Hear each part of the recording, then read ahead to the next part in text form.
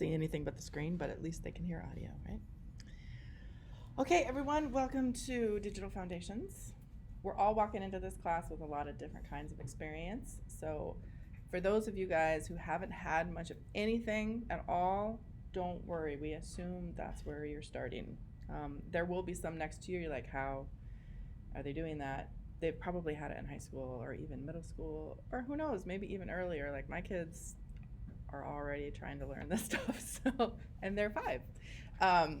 So yeah, just don't compare yourself with others is the basis of this. It's just like any kind of art class. People come in with different skill sets with anything really. So you ask me if you're ever struggling with anything, okay? This is my exact job. You're not inconveniencing me when you ask for help. This is what I'm here for. Usually it's like something that's going to take 2 minutes for me to show you versus you struggling for hours trying to figure it out on your own. And that's not what this class is about. It's not about struggle. It's about learning. So this is a hybrid class. A lot of folks don't realize that when they sign up, but that's why we have this handy calendar. It will sometimes update if something weird happens with our schedule, or if I encounter a problem with my calendar, like I wrote something wrong. But it will help us know what days you're required to be here and what days you can be here. I will be here every class period to help with anything you need help with. And so for those especially who maybe have had some experience, you don't need as much help for maybe here and there, then you don't need to come in for that day. But for others who are starting from scratch, I definitely recommend that you're here because it's faster to just ask me something quickly than, again, struggle, or try to watch a video. All of our major tutorials are on video. That's for your benefit so that you can go at your own pace. You can pause, you can rewind, you can do all that stuff. I used to teach it all in person, and I saw a lot of stressed out students because it's a lot if you haven't worked with the software before to try to be on pace, and then you feel awkward asking questions or asking to back up. That just wasn't a good scenario. So for me, it's worked out really well to do this. Always here, and then you work at your own pace wherever you want. If you work in here, which I do recommend because of our giant monitors, even if you have a laptop, I still recommend you come in and work on the bigger monitors. It's a different experience. It's a more pleasant experience when there's room on the screen and you can have different things open, and it's just better. You can have more tools open. When you're on your laptops, you kind of have to shrink everything and get rid of anything that's completely unnecessary at that particular moment. I don't find it fun. So these are accessible with just your blue, your regular sign-in stuff. There's one extra step that you'll have to do to sign into Adobe because it has its own sign-in, but it's the exact same login and password. You just have to click on something to sign in. So I'll show you guys that today. So I just want to quickly skim this just to kind of get a lay of the land. So you'll see what classes you need to be here for. Please don't sign yourself up for work though during those times. Whenever that happens, your boss will screw it up and they will assign you a day that you're not supposed to be at work and you're supposed to be here. It happens every single semester. So I'm asking you, respect the class time. Use it for class, don't use it for work.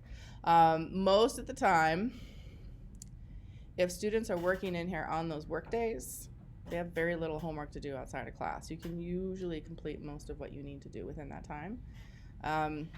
So just keep that in mind. If you really do kind of keep it sacred, it'll be better for you. You'll have less stuff to do over the weekend. This is a lab. 205 is a lab. These are pretty heavily used Monday through Thursday, but Friday, not so much. Saturday, obviously Saturday, Sunday, not at all. 203 is also available. It's just a little lab. The only night that I would avoid it, maybe from like starting at 3 till like 3 a.m., would be the Craytonian. They're in there on Tuesdays, so don't expect to use that room on those nights. Sometimes they spill over a little bit into here or into there, but there'll still be plenty of room. So you'll have to make a decision about, do you want to pay Adobe money or not? You don't have to subscribe to Adobe for this class. A lot of students do because once it gets cold especially, they don't want to be walking over here.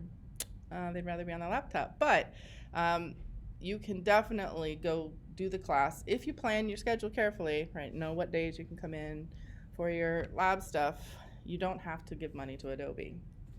So it's up to you. That's a decision you'll have to make. We don't have any other costs in the class for books except your own book. You will be printing your own book of your choice of subject matter. We're going to make a book in class. So most people do photo books. Some people dare to do coloring books. Some people do cookbooks. Some people do poetry. You know, you get the idea. It's extremely wide open. No one looks at your book except for me for grading. So it can be whatever subject matter that you want. You'll want to start thinking about that book now, even though it's actually not due to the end of the semester, because even though compiling the book is easy, compiling your content is not. That takes some time, especially if you want to write things. If the more special you want it to be, the more time it takes. This is actually a really good gift also for people, I've found. So if you went on a trip with someone, make them a book. If you want a bunch of recipes from someone, you love their food, make a book for them, things like that. So I'll remind you from time to time, are you compiling your book content? What I would suggest is a folder of absolute yeses and a maybe folder, and then also anything you want to write about it. So little tiny captions for your photos or whatever you want. The actual putting the photos and the content into what we're going to use InDesign is fast. But if you don't have that content ready, you're going to be in a bit of pain because you're spending money. Now, you don't have to spend a lot, though. You can get a magazine for about $10. Or you can spend and spend and spend, depending on the fatness of your book, like how many pages. And you can get really nice paper. You can get a hardcover. You can get a wrap. Lots of ways to very quickly increase the price of your book. But you can also do it for $10. So I'll show you guys some examples. I'll just bring some printed copies in. And I ask people every semester, but very few people take me up on it. I need more examples of books, and I will pay for that book.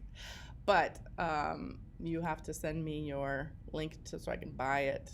So if you remember that, I always appreciate more examples. So the yellows are when we meet in class, that you have to be here. The whites are open days. And then I also put in, though, the class, fall break, Thanksgiving, and then our finals week. I feel like when I was doing this calendar that they somehow omitted a week of class. I don't know how that happened, but I had content I had to squish around more than normal. So that was interesting. So I have put in Wednesday here just because it feels weird to put Tuesday, Thursday next to each other. It makes such a skinny document. It's a little awkward. So the dots mean you're not here. So there's a lot of things that you'll kind of get used to for the rhythm of the class. It's a little unusual. In design and art, art you can just do it and say I'm done, right? If you're in class, then a teacher might have something to say about it, and you'll have to tweak it a little bit. But in the design world, no, you're always going to have somebody over your shoulder saying, can you do this? Can you tweak this? I like this better this way. Whether it's a client or your boss, someone's always going to be asking you to make changes. So for the more project-orientated ones in here, the ones that take a bit more, we have a critique. So you'll have time to see what everyone else has done, how they've interpreted the assignment. You can give feedback to them, and then I'll give feedback. I don't typically call on people because people are a bit nervous, especially at the beginning of the semester. So I'll do most of the talking probably for the first couple, and then hopefully y'all can chime in. It's helpful if they have more than one perspective on the project. We have a lot of people in the class. Our class time's short, so our critiques are short. You are always welcome to come for more critique. And you can also ask for critiques during those work days. So if you're partly through and you don't even have a question about how to do it, you just want my opinion on how it's looking, then just call me over. And you're typically between critique time and when the final version is due, there's usually just a little bit of tweaks, maybe 5 to 10 minutes of work, depending on how picky you are. So you get points for just submitting on time, 10 flat points. And then when you submit for the grade, that's when I grade you. But typically, if you've had critique and you know how to fix it, there's no excuse to not get an A. Most people in this class get an A. The only time they trip up typically is when something happens and they stop coming, or they have missed. Once you miss like 2 assignments, it starts to feel overwhelming to catch up, and that's always danger zone. So if you can turn in your work on time, you're gonna be fine. It just requires work. It's not difficult to do, it just requires time. So you follow along with all the videos. You'll have to make your own decisions on some things, color choices, font choices, images choices, things like that. But I try to give really good tutorials so that you can make your aesthetic choices but still know what to do with those choices. But again, I'm here if you get stuck. Always. I have been doing this software for probably longer than the majority of you have been born, so I'm heavily in these products, so I can probably help you with any aspect. So there's also these things. The blue ones are exercises. They're just to get you comfortable. They're just like a flat 10 or 20 points depending on the complexity. But they're just to get you comfortable before you do the assignment. So for this one, you'll need 1 photo, and then you'll just follow the directions. Just gets through. I have a lot of tutorials on like how things work, but I know not everybody wades through those completely. So the exercises also kind of force you to grapple with what you need to, in addition to the project. So blues are exercises. Those are always due at midnight. I don't bother with class time for those ones. Just on the day of class, I try to have everything due on a day of class. Now, for exercises, if you're a day late, I don't really care. But you do need to get them in soon after that, because otherwise you will get behind. But if Thursday's a bad day, turn it in Friday, that's fine. For the critiques, though, it's really important that you get those in on time.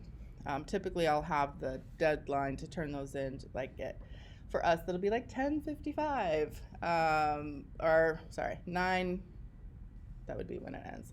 I see I messed up that time, I'll have to change that. At 9:25, since we start at 9:30, just so I have time to download everything before class begins, so we can start the critiques quick. And then the color's not super important, more the words are, but then when they're due for the grade, so we have critique in class, and then the next class period, or maybe the following class period, they'll be due for the grade. So critiques are really important you're in on time. If you're a day late on the other ones, I'm not gonna knock you any points. Obviously, I'm not going to be grading these at 12 a.m. So if they roll in the next day, no big deal. And so, again, it is important to work on the days that are in white, or again, you will get behind. These projects taste sweeter when they are not rushed. If you're rushed, you're not going to learn or enjoy the process. I would say Photoshop is the one that people tend to understand more quickly, because those of us who use social media already have tweaked a lot of imagery. We already understand how to switch contrast and shift a little bit of color. For those who don't, you at least have seen it, so you get the gist of making something more blue or making something more high contrast. So it's fun to be able to manipulate almost any aspect of an image you want. And also for those of you guys who are interested in video, when you do any kind of editing, what you learn in Photoshop translates over to the video. It's almost just, they work similarly. You can add almost the same kind of adjustments to video that you can to imagery. So when you get a feel for that, video editing will be a little bit easier. So we are in Photoshop for a while, and then we shift over to Illustrator. And then you get a little bit of a basics exercise for that one. And then before we do one of the projects, I give you another exercise to get comfortable. In that little beginning point, we have a midterm. I already have the content for the midterm on our classroom. So if you kind of misplace the pieces that you need, I put them all here for you. So you'll need to know about the elements and principles of design and some of the basic color information. This part of it is multiple choice. It's short. It takes people probably 5 minutes. And then the Photoshop part is you actually doing something. So I'll give you a file, you'll open it, do what I ask you to do in it, and then just submit it. That one will take a little longer to grade, because obviously I got to open it up and check everything. But it won't make sense to you if you've never touched it before, but it'll make sense in about 3 weeks. And then I don't do any Illustrator content typically because it's just too close to the midterm. Let me go back to our diagram. Obviously fall break. I do have a couple times where I want to check in with you because if it's a bit of a more difficult project, I want to make sure you're doing it right. Sometimes people come to the end and like, oh, you did it the hard way. Because there's lots of ways to do software and you can get a similar look at the end of it, but if you do it the hard way, it's painfully slow. So I often just check in, make sure you've got what you need to do the project, that you're doing it in a way that's sufficient, efficient, and then answer any questions that you might have. But again, you guys can do this at any point. If you want to do this ahead of time, like the day before or the day after, that's okay too, but you got to check in with me at some point, and I just will mark you off and you won't show, just won't be there for the check-in time. I'll send check-in times that each of you will be up to show up. So you'll just show up for your 4 or 5 minute. You don't have to stay for the rest of it. And so on and so forth. It kind of goes that way. Now at the second week of November, I shift gears a little bit. Typically I go from Photoshop, which is photo stuff, Illustrator, which is where we do vectors, and logo work, type work, because it's just easier to do fun stuff and type in that program. And then I usually go to the book project. And then after that, we do the website things. But a lot of people kind of freak out about coding. It's a very small amount of coding you're going to be doing, but people stress out about it. And so I've had multiple students say, can you please just move those? Because I do ask for feedback at the end of classes. So I've moved those. So you'll actually have the website content shifted up, and then the book, which is honestly probably the easiest thing of the semester, is at the end. Now, I want to give you a heads up about finals week. I just have everything due on Friday. You don't have to show up to the final time until somebody tells me otherwise or I get in trouble. This is just how I do it. I know that this stuff is a little bit easier on you than massive tests that you're probably studying for. I don't need you to study for this. I just need you to do it. And in fact, if you're really, really stressed out, if you need, like, can I please turn it in on Saturday? Just let me know that it'll be rolling in on Saturday instead. This reflection paper, I call it a paper. It's like 400 words, so it's not quite a paper. It's just you thinking about what you accomplished during the semester, things you learned, if your trajectory has changed at all by what you learned, and then if you have any feedback for me about, I will say one thing, I get this for every class, they want video. We are not able to fit video in this class with everything else that we want you to be proficient at. There's an entire class for video. But everything you learn about color and, like I said, how software works will make video editing far easier. And we do have a video class that you're welcome, 370, which you're welcome to sign up for. So you're welcome to turn these things in early, but most people don't. I usually get most of these on a Friday. So I have it, like, again, midnight basically on a Friday. And the InDesign book, what I do want from you guys is proof that you've printed the book. I won't see your printed copies because that's too late, but you'll just send me a little receipt, like when you pay the printer, just send me a little receipt or a screenshot of that, and that suffices for that. And then typically now this is Christmas time. If you want to rush that book for Christmas, you may have to pay a little bit more money. So if it's a gift, just keep that in mind. You might need a little bit of funds, but that's still the 9th. That gives them a couple weeks to get you a book. But just keep that in mind if it is a gift, because book publishers get really busy towards the end of, obviously, people are making gifts a lot or buying gifts. You are welcome to put your book for sale. If your content is original, there's no kind of copyright infringement. If you're printing your own personal book, nobody's checking, but if it's going available, it can go from the company to Amazon. Like you can sell it on Amazon right there with a click of a button. So that's an option if you feel like more people would want to buy your book, or if you're doing something for, like, you're on a team, you want to do a book about something from the team, they could certainly buy copies directly also if you don't pay for their copies. Okay, so that's a quick summary. Now I want to show you some images before we delve into the syllabus. So I have our stuff set up into modules. And before that, though, this class goes pretty quick, so sometimes it's nice to just see a little bit about our classmates and then revisit it, because we don't meet very often. It's not like a normal class. You don't quite get that camaraderie. So we looked at the calendar. There's some information about software here. So we use Adobe, even though there is open source and different ways and cheaper ways of getting it. It's just they just aren't the industry standard, and it would be bad of us not to teach you industry standard stuff.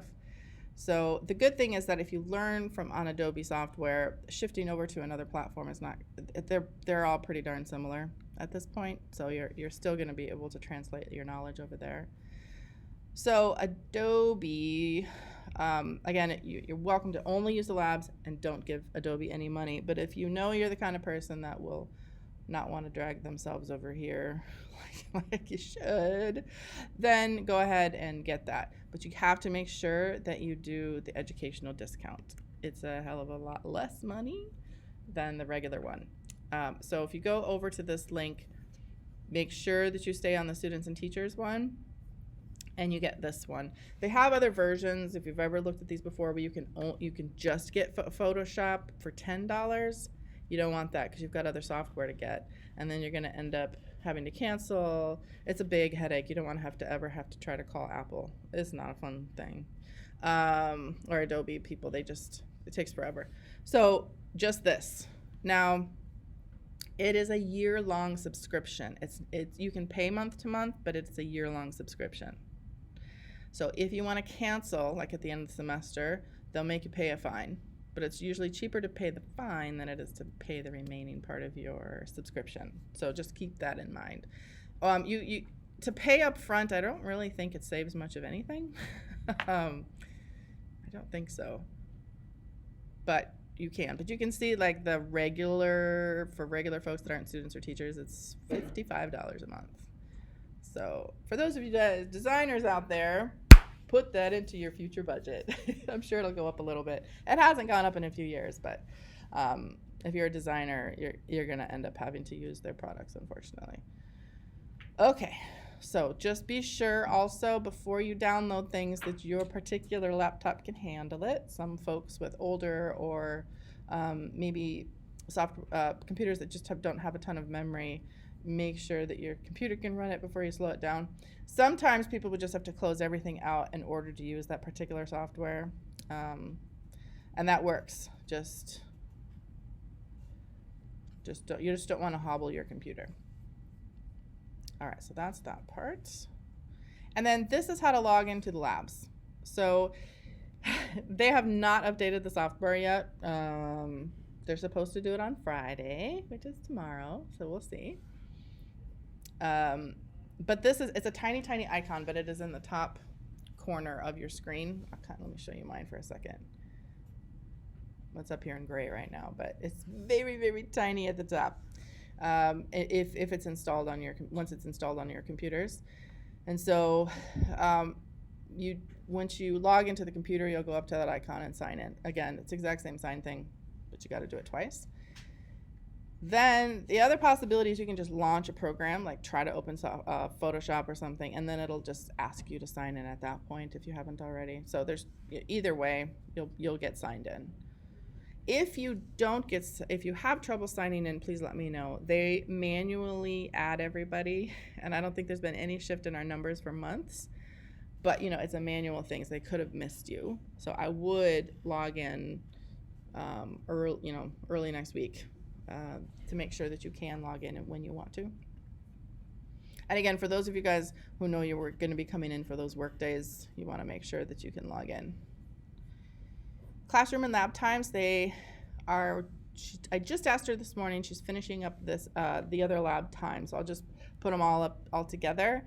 They also stick them outside, so you can even just take a picture, so you can kind of know when to plan for your times, what works between classes, etc. For those of you guys using, and actually in general, I put it in the syllabus. It's really important to keep backup copies, especially if you're just on a laptop, because laptops will fail you. They'll get wrecked. Somebody will spill something on it, or they'll get stolen. Every semester, at least 2 laptops go from my classes. It just happens. And it really, really, really is unfortunate. A lot of times people haven't backed up and then they got to do the work, and ooh, that's not fun to redo.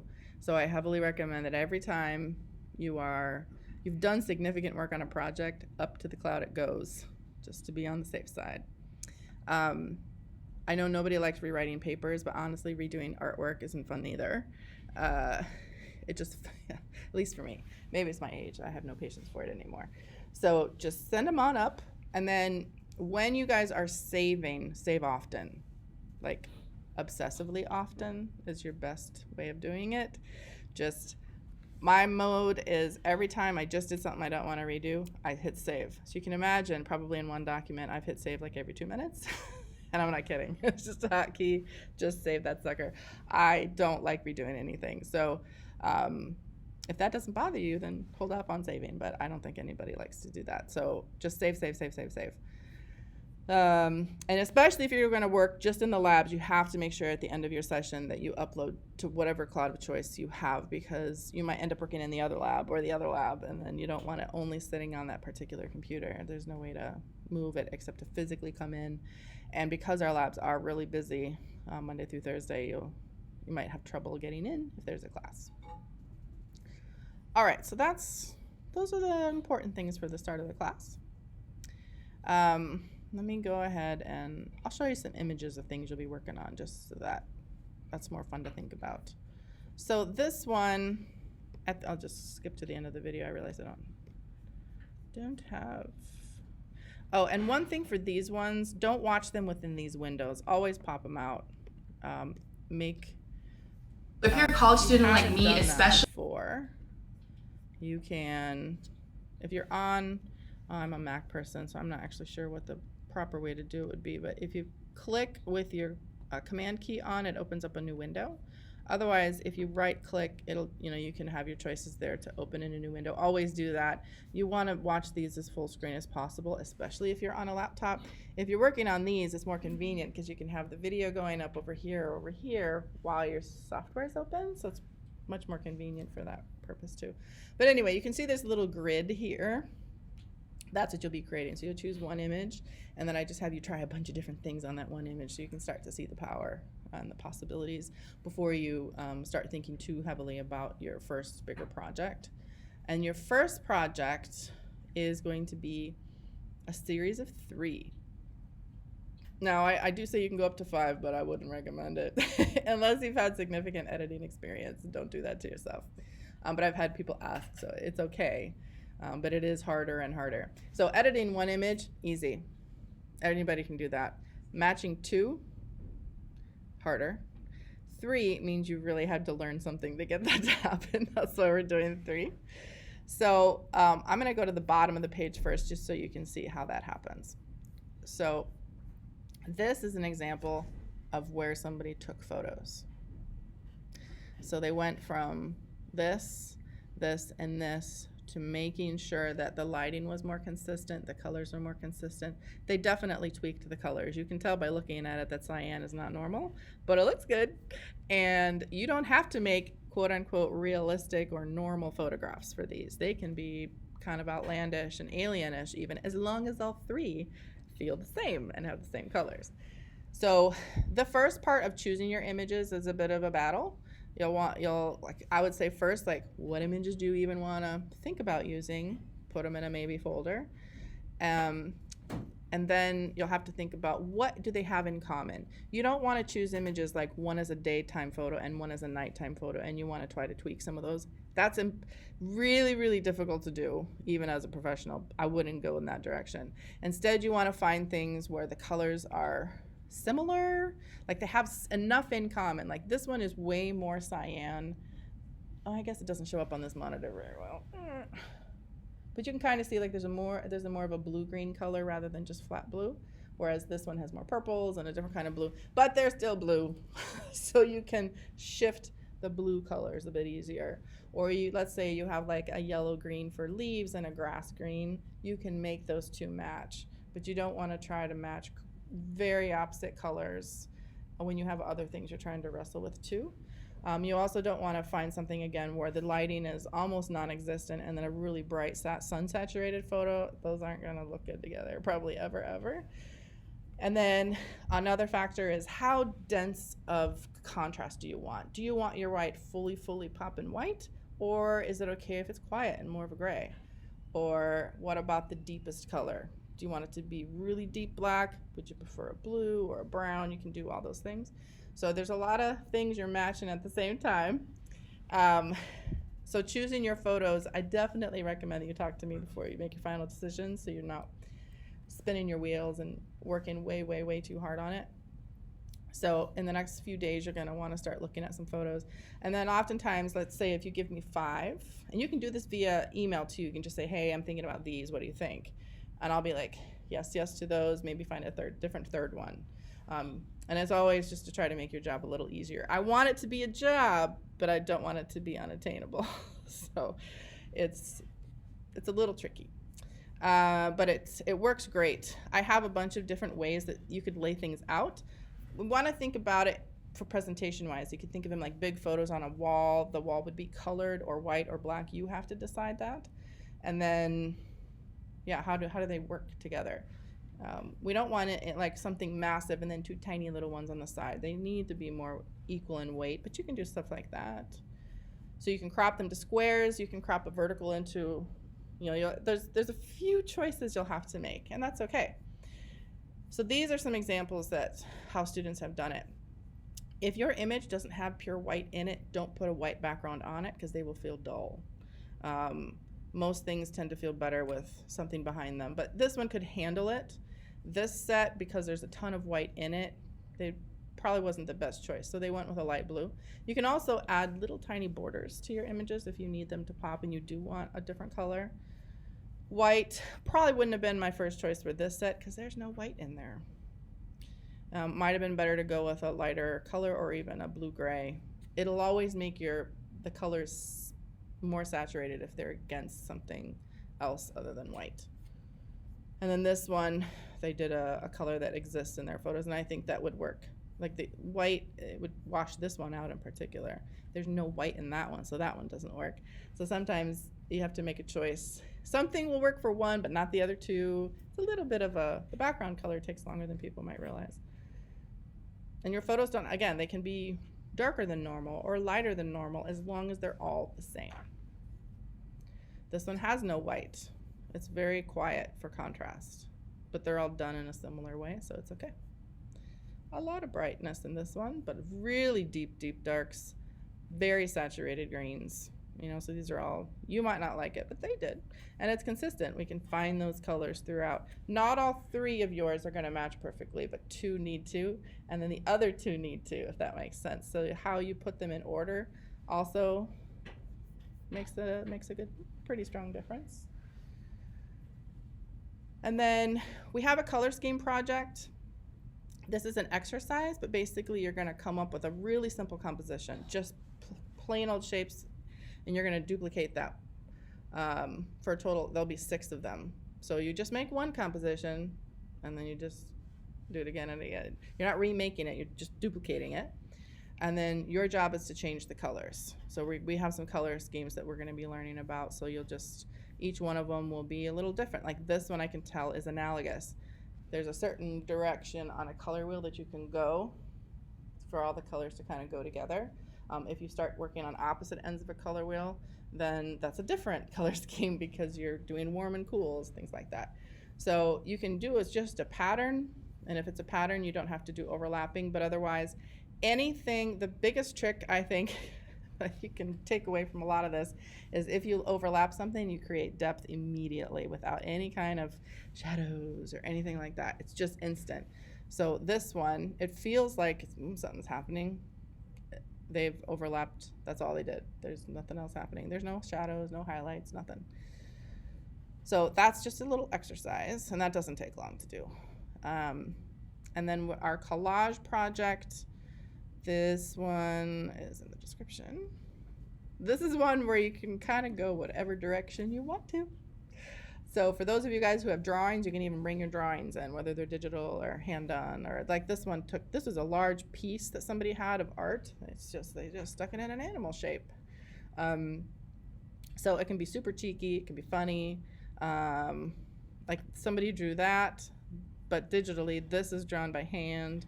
The rest are mostly, it can be very, very minimal, or it can be kind of outrageous. It just depends on your personal aesthetic. The only part in here is that I have a lot of things I want you to test out in Photoshop, so like you'll try a gradient and a few other things. But some of the things that you don't love that I'm asking you to do, you can put the opacity so low that you can barely perceive it. So it's there, I'll see it in your layers, but that way it won't kind of interfere with your the way you'd prefer to work rather than what I'm asking you to do.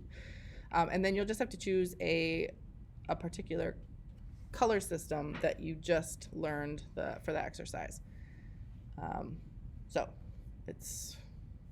But otherwise you have pretty open choices for how it looks.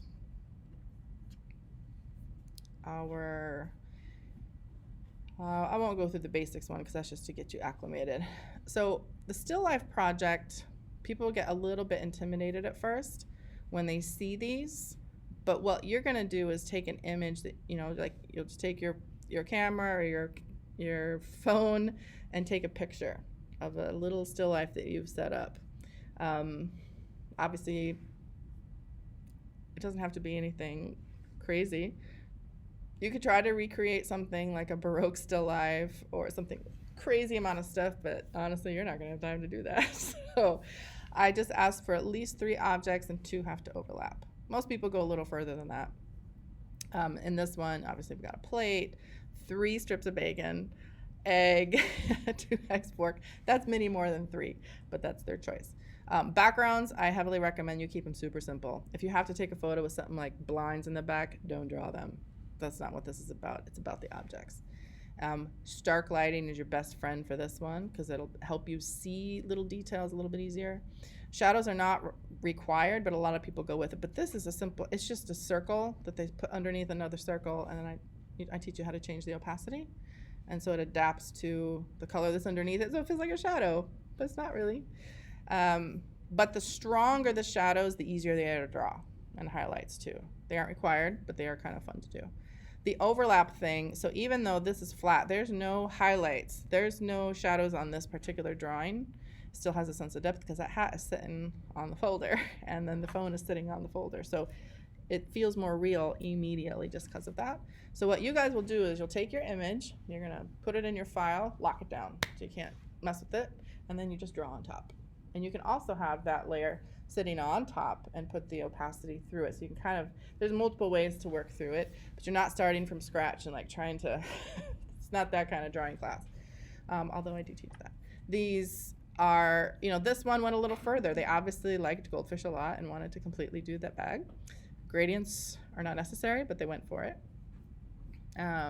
This one, those flowers are pretty complicated. So when I say 3 objects, if you're choosing something really complicated, that probably counts as 1. They could have just not done these candles or even the vase and just done the flowers sitting in something, and that would have been all they would need to do because there's enough shapes that I know that they're learning how to draw. This is all about learning, number 1, how to work more with shapes, but also how to work with layers and how to combine shapes. It's a huge part of Illustrator. It's really easy to work with once you understand that you can combine your shapes together. It actually becomes a whole lot more fun. So we're tackling a lot, but you can keep it simpler. Like this is a good route to go. There's some complexity there, but there's no shadows, there's no highlights. That's it. This one, they took that a little further because they obviously liked what was happening. The plant has different colors, but there's no real shadows in there, just darker, the darker leaves. These shadows here seem complicated, but it's just a shape that they added a blur to. So if you guys want to do certain things, just ask me. I'll show you some kind of simple ways. These turn out really beautifully usually. I've had some really beautiful still lives happen that people are kind of shocked that they did because they're not coming at it from an art perspective. Well, you can print these on really nice paper and give them as gifts too. So if you know in advance somebody really likes something specific, there you go. You've got a gift. You got 2 gifts from this class, a book and a drawing. Honestly, these turn out really, really nice most of the time.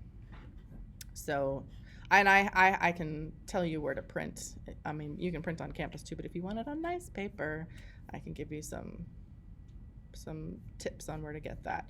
And then for those of you guys who don't have a logo for yourself, you can make one for yourself in this class. We're going to talk about different kinds of logos, so you can choose, like, do you want one that's text-based? Do you want one that's more of a mark? And then you'll just have really simple text that goes with it.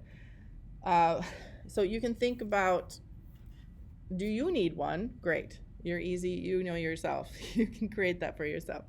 If you have somebody in your family who either needs a revision or just needs a logo, or you know that a friend is going in a specific trajectory for work, make a logo for them. So it can be completely funny and hypothetical and never would be used, or you can make one where your true intent is for it to be used. It's up to you how you want to do it. The goal of this one is to really understand text manipulation in Illustrator, and because we'll do the still life project first, which really helps you understand shapes and how to combine and all that, you can make some pretty funky logos. One thing to keep in mind, of course, is if you know you're going to be going on social media with these, most everything is a circle nowadays, so you'd want to probably think about how it works in a circle. And you can have multiple versions. We're going to do a logo first, do a critique of it, and then you're going to make the brand guide for it, which is all the variations you might need, all the colors you're allowed to use with it, that kind of thing. So you'll have, you can give that guide to someone, I suppose, too, if it's for them. So these are just, I'm showing you these not to overwhelm you, but just like, oh, there's a lot of stuff we're going to be doing that could be really fun and useful. But the more forethought you give to it, the more ready you'll be when the time comes to start making. Okay, now I'm gonna just quickly, hopefully alleviate your worry about this one. So it says HTML and CSS. It doesn't matter if you've never coded a thing in your life. We're making one page, and I walk you through all the steps, and I provide a lot of the code for you. Your choices will be things like, what colors are the background? What colors are your fonts? What fonts do you want? What logo are you going to use? What photos do you want to use? So you'll make the content decisions, but I'll walk you through exactly how to make it. If you've come into the class with prior coding experience, you can certainly take it farther, but I need you to be able to understand what every single line of code means, because there's not much code for this particular project. It's just one page. But a lot of people can kind of cobble a page together, but if I ask them to change something, they don't know how because they didn't write the code. So this will make you understand what coding is.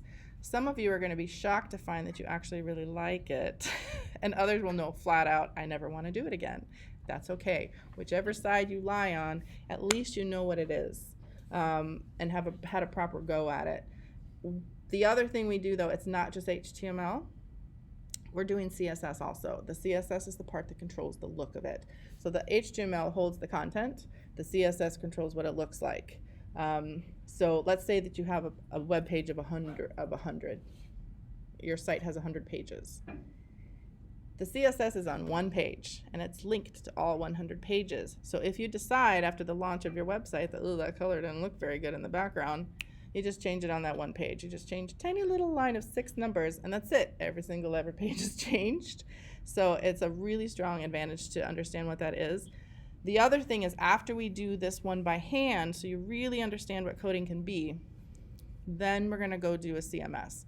A CMS is a content management system. Many of you have already used one called WordPress, right? A lot of classes require them now, but you can use something else. You could try, I know you've all heard commercials for it. Let's see, Wix sponsors a ton of stuff on YouTube. You're welcome to use them. They are not coding based though. They are what you see is what you get. You just drop stuff around, move things around. You can break the pages though. They don't work well if you move them around too much. Something that was responsive and would change on phone versus desktop suddenly won't be changing on that because you did something a little you shouldn't. And then Squarespace is another one that sponsors, so I know you guys have heard of that one. Those ones you can actually pay more to be a developer. We're not paying, we're just doing everything for free. And that's where the CSS that you're going to understand what it is starts to make sense, because the majority of websites created now, most companies hire somebody to use a WordPress template, and then their clients are allowed to log into certain parts and they update the content. So the developers then are just like, they have access to the CSS. And if, again, we don't like the font, change it, our logo's changing, we need to update it, done. So in your future positions, no matter what you are, you're probably very likely either going to handle your own website or someone else's, or at least some content. So this will open that up and hopefully take away any fear you have of it. These aren't hard to do. Once you've done it, you're like, oh, okay, that's not a big deal. So my hope is that learning some of the CSS and then understanding what a CMS is, we're not paying probably enough for you to edit the CSS. I don't want you to do that for this class, but you'll understand where it would go if you ever want to in the future. And then finally then will be our book.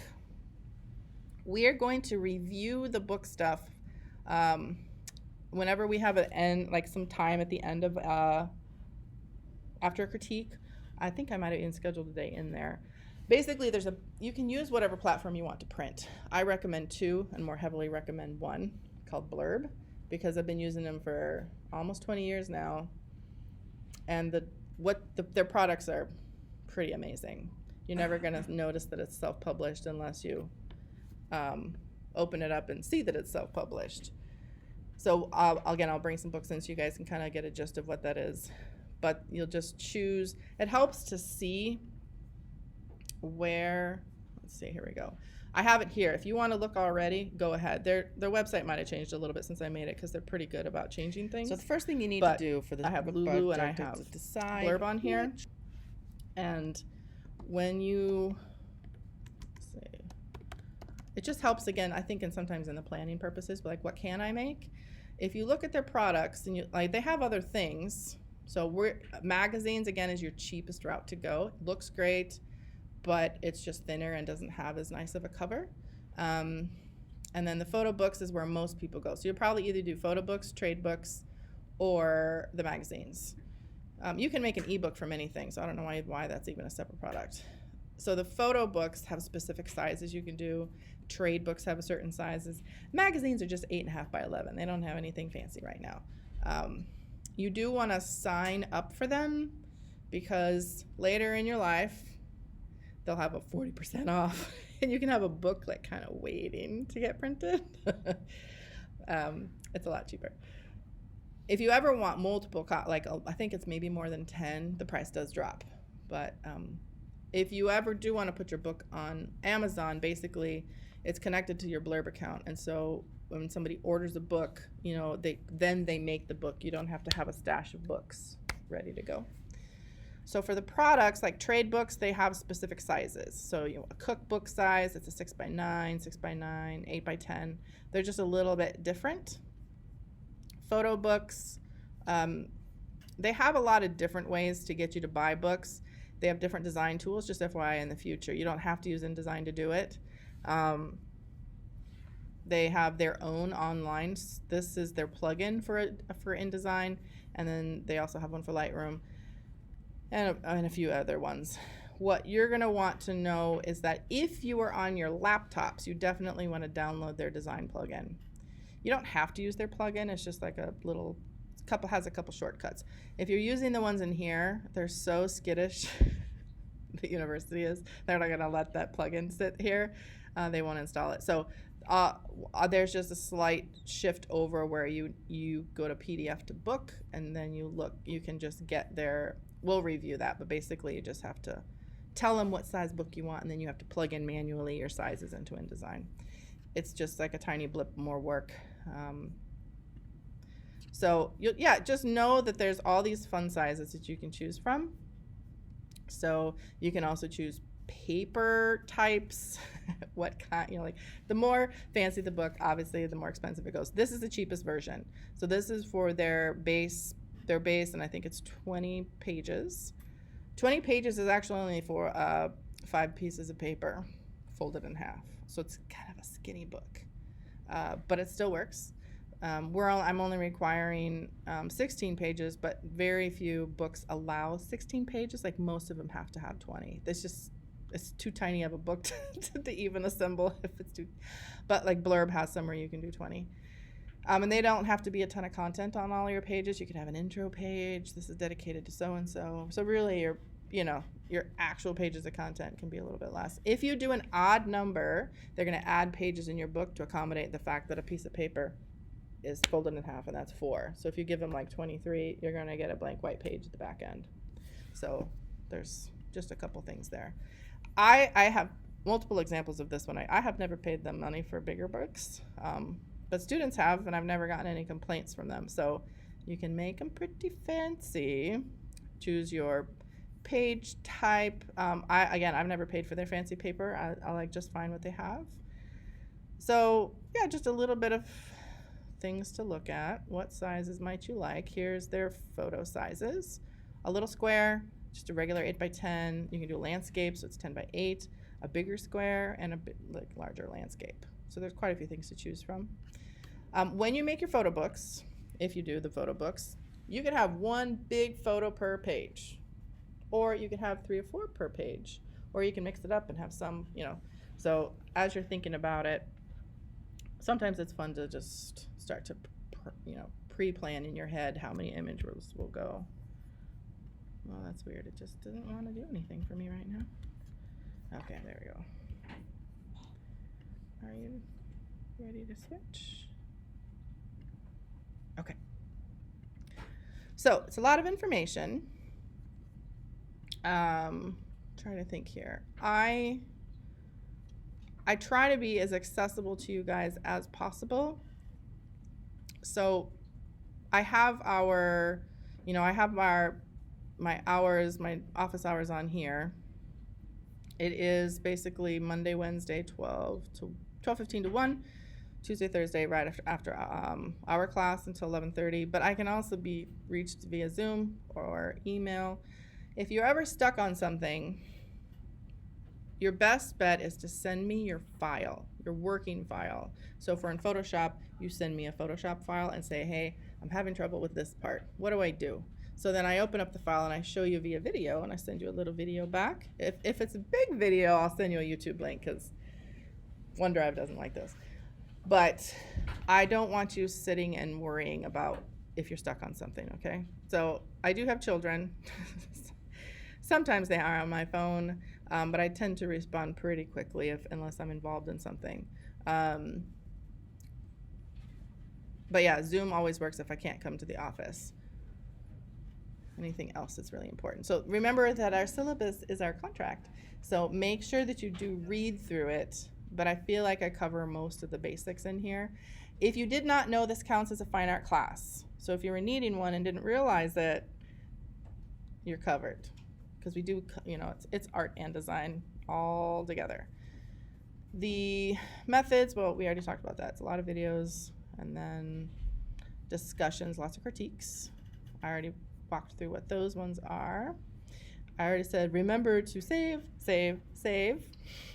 all the time. Grading criteria, I don't think there's going to be anything hard to understand in there. The school sent to us a bunch of policies that they wanted embedded in our syllabi. You're going to see those reoccurring in all of your syllabi, at least they should. So, we want to make sure that if you're struggling in any way, that you come talk to us. Don't let a few, days go by where you're struggling. Talk to us to help you figure out when you can get the work in, or if, you just need to talk, really. And I know for some people that's hard, but email's great. Zoom is totally fine. There's ways to make up work to get you past whatever it is. So, yeah. The only thing I would say additionally is, of course, we don't require masks. If I'm walking around and on your laptops, I try to wear a mask because my partner is in healthcare and he works in the COVID unit pretty often. So I wear them for you. The other thing is if you get allergies and you're not actually sick but you're sniffling and you sound like you have a cold, it'd be very kind of you to wear a mask so people don't freak out. Let's see, anything else here. Oh, incompletes. I hope none of you have a situation where you have to ask for an incomplete, but I want you to know that most of the semester has to be completed to ask for an incomplete. Like some people will come to me at half point. It's like that's a withdrawal thing. It's basically after withdrawal period. If you get sick, someone in your family gets sick, something happens and you really can't be in class or complete your work, You need to talk to me. We're not supposed to go to you. You have to come talk to us about needing the incomplete. And so if you find yourself in that situation, there's a way around it. We can give you incompletes if you really, really need them. So just keep that in mind. Some students maybe overuse them once they figure them out, but some students just don't even really know about them. So I want to make sure you know that they're there. And then, of course, we don't know anything about what's going to be happening in our near future regarding weather or, God forbid, another round of pandemic stuff. If we ever need to, right now our class is set to a number that allows us to evenly divide and still have 6 foot distance based on the square footage in this room. So we're going to be okay. If we need to split up, we'll just meet in 2 still little sections of time. What else here? Honesty policy. I'm sure you guys have seen it for every single class. Okay, for this class, in terms of materials, obviously we don't need a book. We're covering too many things. One book just doesn't cover them all, and I hated having to buy books where I barely used them, so I just don't do that to you guys. I would recommend always just to have some sort of writing utensil, as most of you do in your books already, but something to sketch on, most particularly for things like the logo project. You really want to sketch before you start on the computer. My experience has been that the moment someone opens up Illustrator and starts playing, they get stuck and they don't want to leave that thing. It's like, but it's not good yet. But it's hard. I don't know what it is, but I've noticed it over and over. So I always recommend that you try to sketch some things first. Once you land on an idea, then go to the computer. For some of them, it doesn't matter as much, but for the logos in particular, it seems to really play an important part. So if you're sketching and you know you're OCD or just really like straight lines, definitely bring a ruler or graph paper works great for those of us who really like to be precise. And then obviously we're using a lot of photos. For the photo stuff, of course they can be yours, or if they're your family's and you have permission to use them, you can use those. So you probably don't need extra cameras. Your phones probably do the job. My office is 209B. It's a little weird to find. Basically, it's behind the elevator.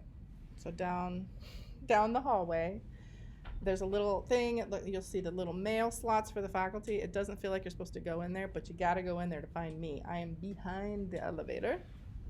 So just come find me there. Instructor bio, I guess I forgot to really introduce myself. Hi, I'm Bethany. You can call me that. You don't have to call me professor. Most of the folks in our department were a little informal. So if it makes you feel comfortable to say professor, that's okay. But most of us just go by our first names. So I have been working in software since I was 15, but I also do a lot of painting and drawing. I also facilitate a lot of murals. So I help people learn how to do murals. I help companies figure out what they need to get murals done. So if you guys have probably seen the orbit murals up and down Dodge. So I help facilitate that project. And then we've got a couple coming up on Cumming that you'll start to see on 17th and Cumming. And then right now we're working on the Hello Apartments for Millward Commons. We've got a bunch going on there.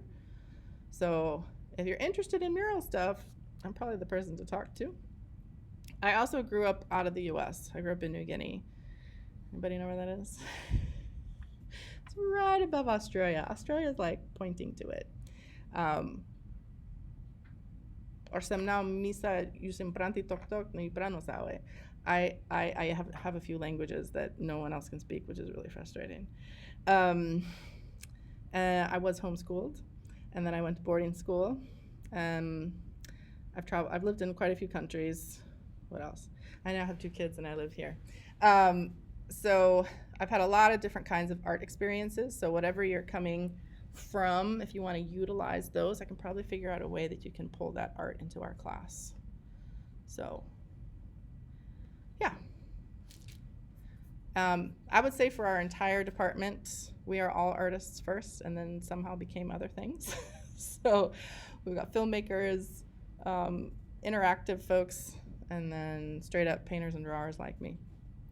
And it's okay to mix and match those as much as you want. So that's our class. Anybody have any questions? It's a lot, I know.